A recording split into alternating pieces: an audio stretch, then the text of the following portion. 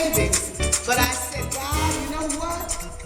Not everybody can say that they've been living almost a year out of their savings account and not having to give up anything. I didn't have to give up my lifestyle. But God is good. But God, I said, I want to do more. I said, God, I want to get to the point that I can give $1,000 every Sunday morning.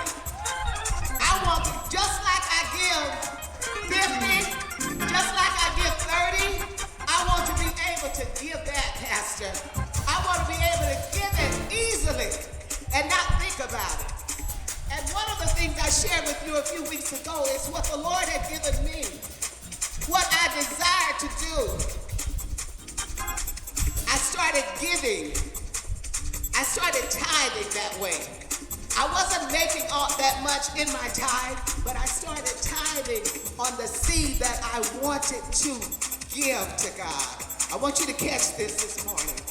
When I started tithing above what I actually made, I want to get this. I want this to be increased. The Lord blessed me, and He gave me that increase. 2 raises, yeah, He'll do it for you. You know that. And He gave me that increase in my salary. And just a few days ago, I put myself back on the market in January of this year, and I started telling the recruiters that I'm ready to go back to work.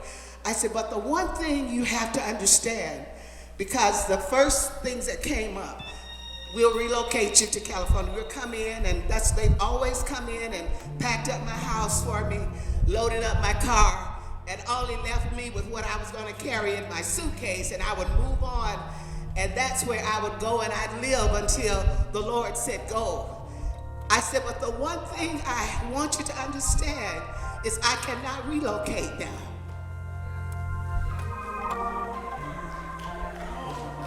I said to the recruiters, I cannot relocate now. Pastor, I can't leave Milwaukee now. I can't leave my pastor now. I can't leave First Lady now. I can't leave Greater Mount Sinai.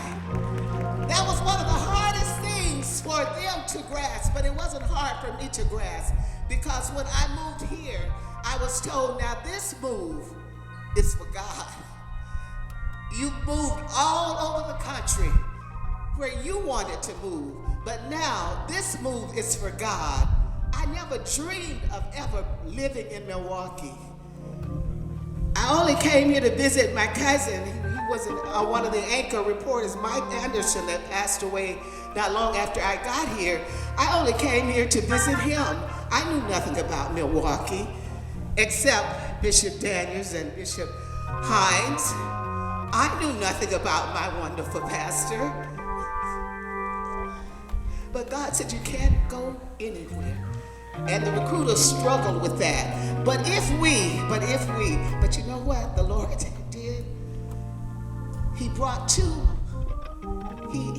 two assignments and contracts my way at the same time, and I had to make a decision. And neither one of them, my darling brother, Minister Cuffy, neither one of them were going to take me away from Milwaukee. They said, we will work with you. And that we will, so they're going to fly me to work and fly me back home when I need to come back home. I'll fly in and out. I won't be here every Sunday, but we're going to work it out where I'll be here more than I'm gone. But in the beginning, I'll probably be gone a little bit more than I normally would. But I want you to know that when they were working with me on the contract, they told me they couldn't fly me out.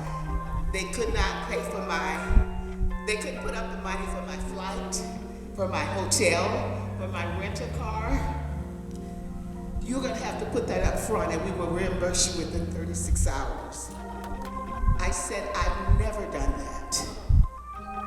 I said, I contracted and worked for myself for 12 years, and I've never, from the first contract, I didn't know what I was doing. I want someone to catch on to what I'm saying this morning. I'm encouraging someone someone because you're struggling with a decision also in your life.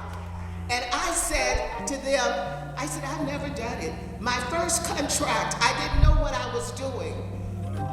But I prayed because I wasn't ready to leave my family. It was right after Katrina. I had only been back home for 5 years, and I'd been gone for 5 weeks, and I'd been gone for 19 years.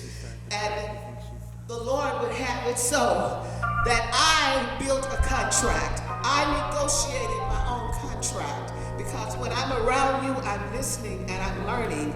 Even though you may think I'm not paying you any attention, I'm listening and I'm learning. But I tell you today, saints, and you can rejoice with me, I said, let me speak with your CEO. They had the strongest hold on not letting me get to the CEO. I never asked to speak to the CEO before I signed a contract, but I had to. The Lord was leading me. I asked for the CEO. Within 15 minutes, I said, she said, now we're looking at other candidates, but they had told me you have a unique skill set that we have not been able to find. And when they told me that, Mr. Cuffy, I knew right then, they had dropped a nugget in my mind that they need me and I need them. And I held